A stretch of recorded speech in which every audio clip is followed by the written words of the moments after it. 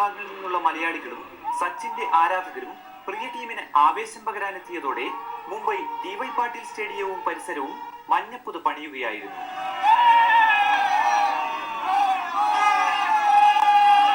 Cricket ആവേശം മാത്രം കണ്ടുപരിചയിച്ച മുംബൈയിൽ ഇത്തരമൊരു ഫുട്ബോൾ ആവേശം ഇതാദ്യം. എന്നാൽ അവസാന നിമിഷം പിറന്ന ഗോൾ ബ്ലാസ്റ്റേഴ്സ് ആരാധകരുടെ പ്രതീക്ഷകൾ തല്ലിക്കെടുത്തി. അവസാന second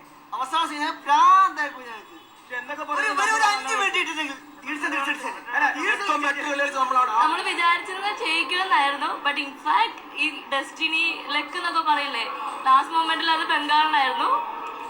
today is their day. കിരീടം കൈവിട്ടെങ്കിലും മത്സരത്തിൽ ആക്രമിച്ചു കളിച്ച് മുന്നിട്ട് നിന്ന ബ്ലാസ്റ്റേഴ്സിന് തന്നെയാണ് കാണികളുടെ കിരീടമെന്ന് ഇവർ പറയുന്നു.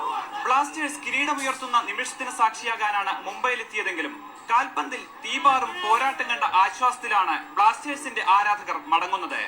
ഇവർ പറയുന്നു, നന്ദി ബ്ലാസ്റ്റേഴ്സ്, നന്ദി സച്ചിൻ, പുതിയൊരു ഫുട്ബോൾ വസന്തം കേരളത്തിന് സമ്മാനിച്ചതിന്. മുംബൈയിലെ ടി.വൈ. പാട്ടീൽ സ്റ്റേഡിയത്തിൽ നിന്ന് ക്യാമറമാൻ ജോഷി മാത്യുവിനൊപ്പം ജയപ്രകാശ്, മാതൃഭൂമി ന്യൂസ്. മുംബൈയിലാണെങ്കിലും ആവേശം മുഴുവൻ സച്ചിന്റെ